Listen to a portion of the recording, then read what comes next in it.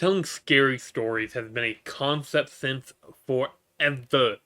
Who hasn't tried to tell a scary story around a campfire at night, hoping you can get under the skin of your friend, family, try to give them the little heebie-jeebies, you know? So back when I was in high school, one of my good friends made YouTube videos. You know, he actually got me into content creation, and he would occasionally make videos reading creepypasta stories. And you know what? I enjoyed them. I like creepypastas. And if we look at the Google trend at the word creepypasta, you can see that it peaked in July of 2014. It is now August of 2026. And nowadays it only has about 15% of the peak popularity. So, you know, a massive fall off.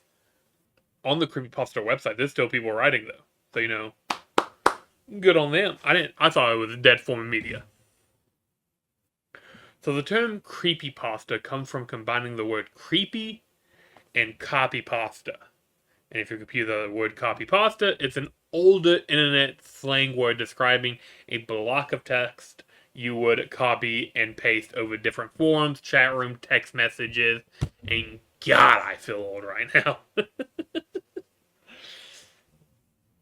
The first creepypasta is believed to be called Ted the Caver, which was uploaded in 2001 before the term creepypasta was even invented.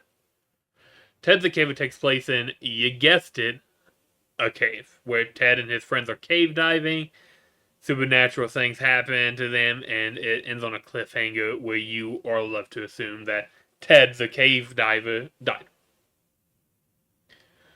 Now, over the peak of creepypastas, there have been some absolutely iconic stories and creatures, and some of them are even prevalent in today's culture. So let's talk about probably the most famous creepypasta story in Slenderman.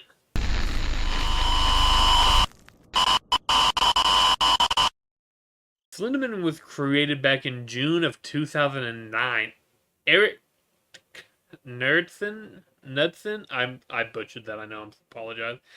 He entered a Photoshop and paranormal image contest where people were asked to take an ordinary photo and make them look like some sort of paranormal evidence.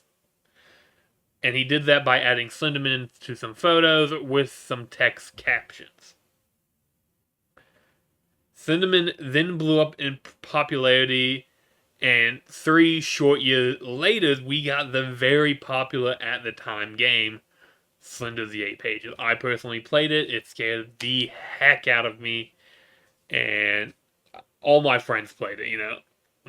It was scary at the time. I feel like I could do it nowadays and won't be scared, but I'd probably still be scared. And then back in 2018, Slenderman even got a movie. Movie was not good though, you know. I wasn't a fan of it. I did go watch it in theaters. Obviously, it's not all good for Slenderman because, you know, back in 2014, 2 girls stabbed their classmate because Slenderman told them to.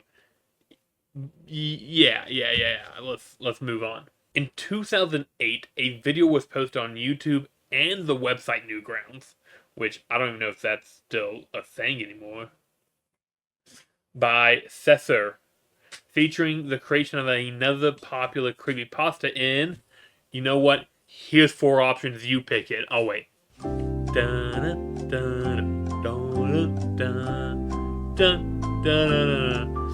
Did you guess Ted the Caver? If you did, you're wrong. That was the first one we talked about. Come on, we're talking about another one. It is Jeff the Killer. So Jeff's original backstory was that he was carrying a gallon of acid to clean up his bathtub. He then slipped on soap, and the chemical kind of splashed on his face, resulting in needing reconstructive surgery and altering his psychological state of mind. It wasn't until 2011, 3 years after the original story, where a viral rewrite changed his backstory. Instead of the bathroom cleaning incident, Jeff was 13 years old and had just moved to a new neighborhood where he had to violently defend his brothers from a gang of bullies. Jeff then attends a birthday party where he gets ambushed by the bullies, who then pours bleach and vodka on him before setting him ablaze. Jeff then obviously ends up in the hospital with bleach white skin, some red lips, and a snapped psychological state where he then carves a permanent smile and burns off his eyelids before killing his own family.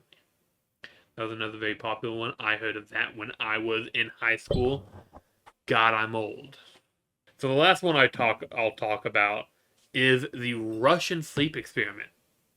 This story was posted in August of 2010. It describes Soviet researchers in the late 1940s who kept 5 political prisoners awake for 15 days using an experimental gas stimulant, leading to horrific self-mutilation and madness. 5 prisoners are placed in a sealed room with an experimental gas meant to eliminate the need for sleep, with a false promise of freedom after 30 days. For the first 5 days, things seemed fine. Soon, extreme paranoia sets in. The prisoners stop talking and they begin whispering into the microphone. By day 9, horrific screaming begins. When researchers finally open the chamber on day 15, they find one subject dead, severe mutilation, including disembowelment, among the survivors, and a fierce resistance to turning off the gas.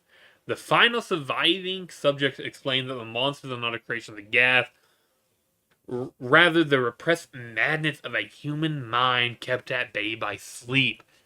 Hashtag deep. Now, obviously, there are many, many, many, many more. And I just wanted to kind of do like a little broad retrospective and pick 3 of the more popular ones.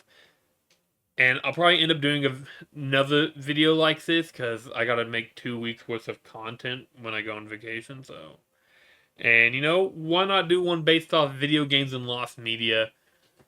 Been drowned, the lost SpongeBob episodes, yada bing, yada boom. You know what I mean. But until then, what's your favorite creepypasta? And don't forget to like and subscribe when you tell me. Excuse me. My favorite one would probably be Beresca, whatever. My good friend talked about making a short film of it, and we never did. And I thought it was a good concept, though, so.